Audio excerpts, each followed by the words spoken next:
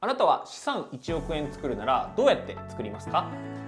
最近新NISAの影響もあり、投資で資産形成をするというテーマがかなり話題になっています。日経平均株価も過去最高になったこともあり、数多くの人がですね、証券口座を開設して株式投資だったりとかを行っています。あなたもですね、株式投資を始めたりとか、これからやっていこうというふうに考えられているかもしれません。書籍だったりとか雑誌のタイトルとかを見ていただいても、結構ね、資産1億作るとか資産1億目指すというものが多いんですが、あなたならどうやってこの資産を1億円作りますか？例えばテスラとか、そういう株式のね、個別銘柄を購入して一気に値上がりするのを狙って資産を一気に増やしますか？それともですね、一気に一発逆転というよりかはコツコツ積み重ねて、新NISAを使ってですね、毎月3万円を投資して、年利 7% だったら45年間、そういった40年とか50年かけて1億円を手にする方法を選びますか？あなたはどちらを選びますか？個別銘柄を買って、一気に値上がりを期待するのか、それともコツコツ増やしていくのか。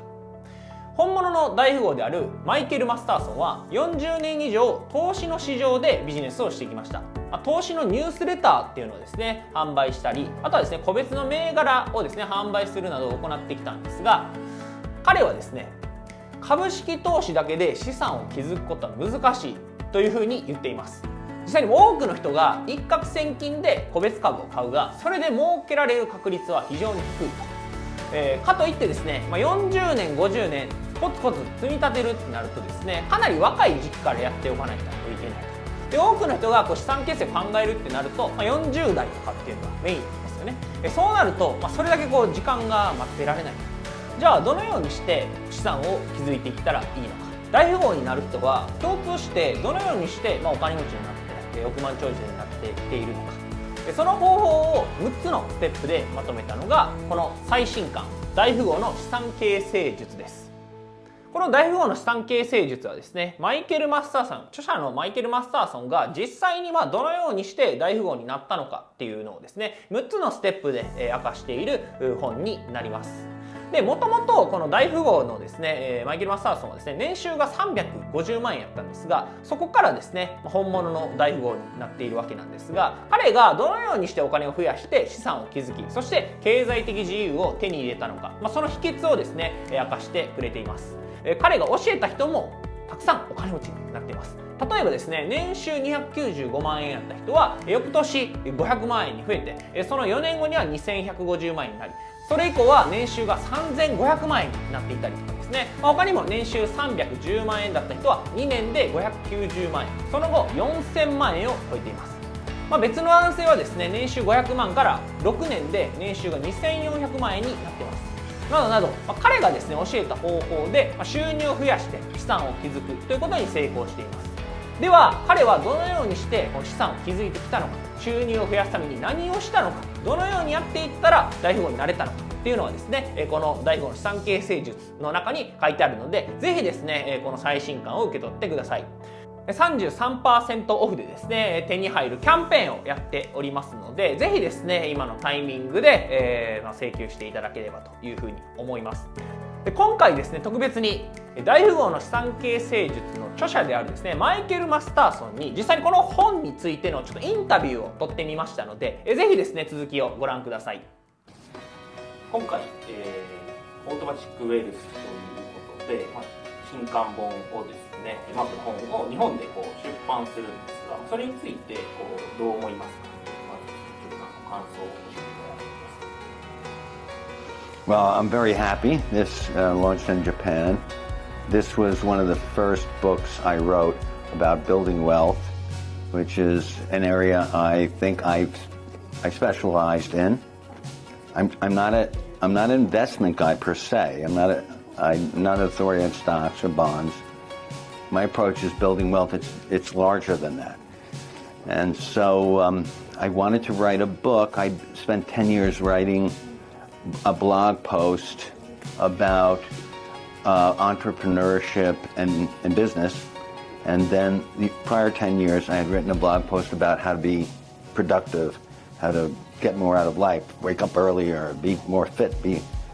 So then I thought the next 10 years I'll spend on building wealth, because I know it was something people were interested in. So this is my first book I did on it, and I called it Automatic Wealth because I wanted to try to convey the idea, which is true, that when you go on your wealth building journey, if you do things right, the journey becomes easier as time passes. There are things that you acquire knowledge, you acquire contacts, you acquire skills that make becoming wealthier easier over time. So I published this, and at the time, I think I had a lot of followers on my blog. But this was the book. I'm pretty sure that a number of my books were bestsellers, and I think this is the first one. And I think it even got to the New York Times bestseller list, which is very unusual. Got number 10. I wasn't number 1, but number 10 is pretty good. I was very proud of that, especially because New York Times is usually their novels and their books about popular people, and this is just a book about building wealth. So anyway, I'm very happy that it's in Japan because it does represent my early thinking on how to build wealth in very simple terms. And so it was successful in America, and I hope it's successful in Japan too.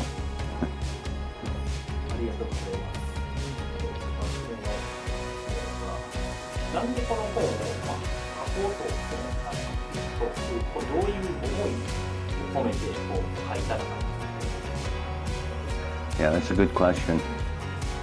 When I wrote this book, I had been in the investment publishing world for 25 years, and most of what I had published, my partners and I had published, were newsletters and other kind of advisories about investing in stocks and bonds. And that to me was that we had a lot of very good stuff that's very interesting. But in my own journey, I didn't invest a lot of money in stocks and bonds. I was doing all these different things.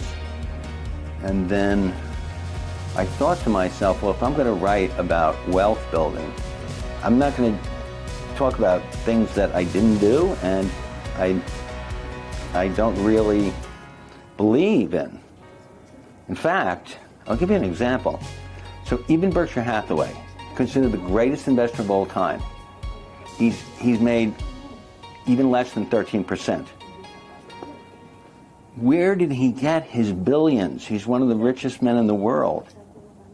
He didn't get his billions by starting with $5,000 in his own account and trading up to being 50 billion or however much. He traded by creating a business and selling his brand, selling the idea that he was a good investor, which he was. So he didn't get rich by investing in stocks. He got rich by selling the idea that he was a good investment advisor. And this is what most brokerages do. You know, they're good, or they're safe, or whatever they do. So it was the stocks I've invested in stocks since I started, and overall, I've rarely exceeded the average of the stock market. I've done a few things, especially recently with Sean, that have helped, that have given me more like the 12 to 13% return that are safe. But I didn't want to write another book. I'm not an expert at that, and so I wanted to tell people what I did. So the way I got wealthy, there was 5 or 6 things I did that were different than the average. And the first way, which I never see people talking about, is I got wealthy by being a really good employee. Every business I was ever in, since I can remember, since I was 18 years old, I always went from being a beginner to running the business like within a year.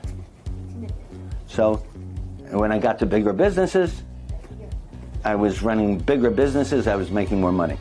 So part of what I do is I teach people what I know about how to go from being a new employee to basically a CEO.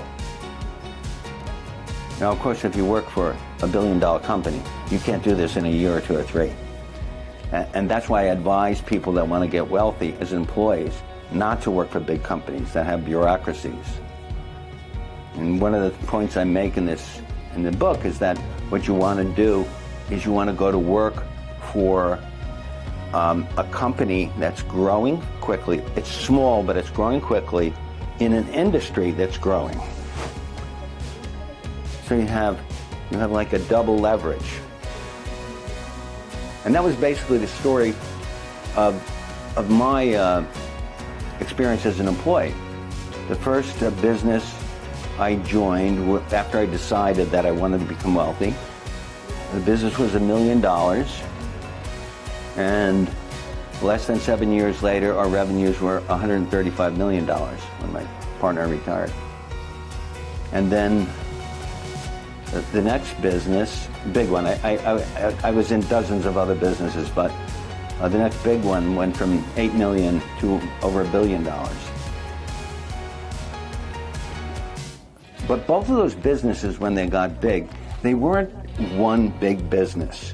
What they were a collection of small businesses. And my job in both of those businesses was to start all these small businesses. Now, most of them were information-based businesses.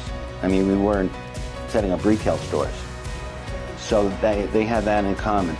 But we were selling, well, actually, it's not even true. The first one, we were selling a lot of information, and then we started selling products. We started selling watches and cameras and perfumes and necklaces and everything you could imagine. So I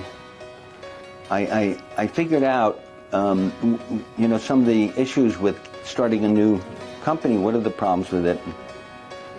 So I wanted to talk about the ways that I got rich. And so the way I got rich was by being a great employee and by rising to a point where I was getting a percentage of the profits.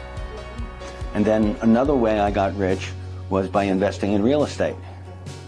Real estate, I never thought anything about it. I was never much interested in it. But I went ahead and I bought my first property, and all of a sudden I was like getting rent, you know, getting extra money every month from rent. And I thought, wow, I'm not even doing anything. And then I said, well, maybe I'll do it again. And I did a second one. It was just a single family home, a little.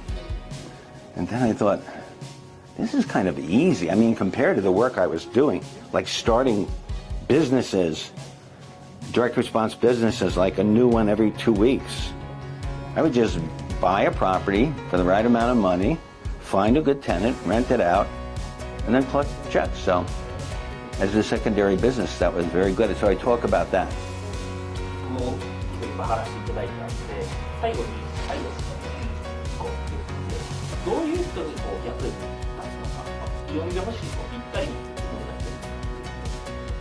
Well, I would like anybody to read this book who has a genuine interest in becoming wealthy and doesn't really know much about, doesn't have a lot of experience in getting wealthy, is not, doesn't yet have his own business, or maybe just starting his business, and you know, is smart.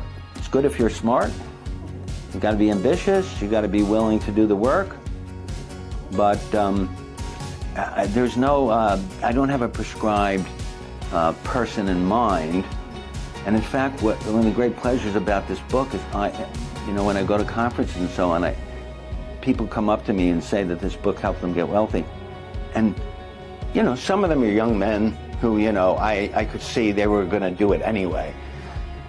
But some of them are like older people who started a second career or job when they were in their 60s, and they're very happy with it now. They're not working too hard, but they're making some nice money.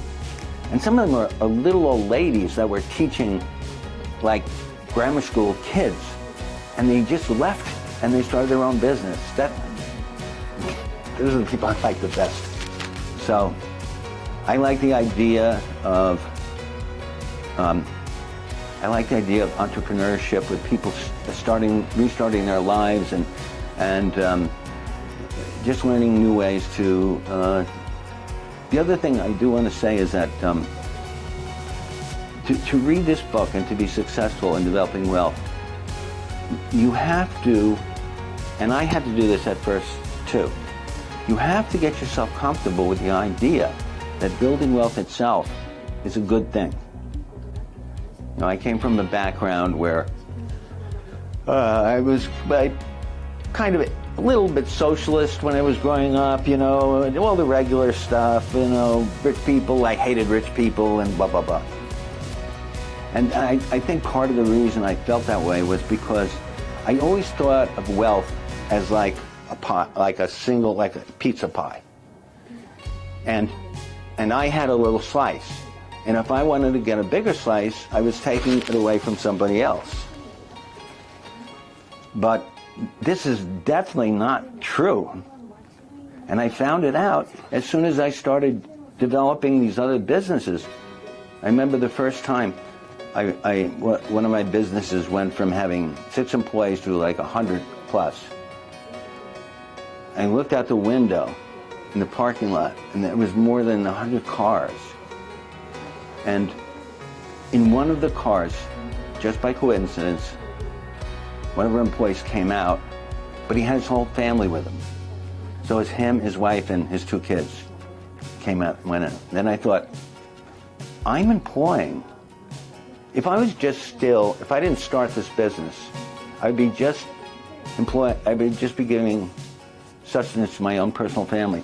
But there are over 100 actual families down there that are living from this business that my partner and I started. So I felt proud of that. Wealth is something that does expand. If you produce wealth, more wealth comes. Wealth, I used to think that politics were good and honorable and that business and wealth was the opposite. Now I think the opposite. I think business and wealth building is honorable and politics is evil, and I'll tell you why. Not necessarily, but in business, whatever you're doing to build wealth, unless you're a thief, it's a voluntary situation where you're exchanging value for something else. And both people walk away feeling richer in some way. They feel they learned something, so they pay. They got a treatment from the doctor. They feel better, like they paid their money's worth. But politics isn't like that. The currency of wealth is financial instruments, money. That's how we count wealth. But power isn't like that. Power is a fixed pie. If you and I are in any kind of organization, even the country, and you want to have more power, you have to take some power from me. It's impossible politically to take more power yourself and give more power to other people. That can't happen. Unless you're in a socialist country and you liberate the country. But that's usually socialists don't think that's a good idea. So anyway, I say that because I know a lot of people that I've mentored and I've talked to young people. They start off, in fact, yesterday I was speaking to a group of people about this, and a young man said, well, I think this is good and I'm already making money, but I feel a little guilty because I'm making money. Should I give it away? And I said, no, keep building it up. Build it up and start a business and and even if you don't start a business, you put your money in a bank or a brokerage. What happens? That bank does not put the money in the ground, right? What that bank does is it lends its money out to people to start businesses. And if the bank does a good job, which it usually does, you're creating more wealth. Even if you don't do it actively, by putting your money in in any kind of financial instrument, you're in effect creating wealth. So that was something I wanted to say to people that are thinking about this, but maybe you're young and maybe you're thinking, I don't want anybody to see this on my table, that I want to become wealthy. You know, that's so vulgar. ありがとうございます。じゃあ、はい。本当一言だけなんかメッセージいただけると。Okay. All right. If you're undecided whether to buy this book, this is what I want to say to you. This is going to cost you 3,000 yen. And maybe you'll read it and you'll get nothing out of it and you'll feel like you wasted 3,000 yen. But maybe you'll read it like hundreds and hundreds of people who have written me over the years, read it and get some knowledge from it that makes you eventually wealthy. So you have 3,000 yen to lose and you have unlimited wealth to gain. It's a pretty good deal.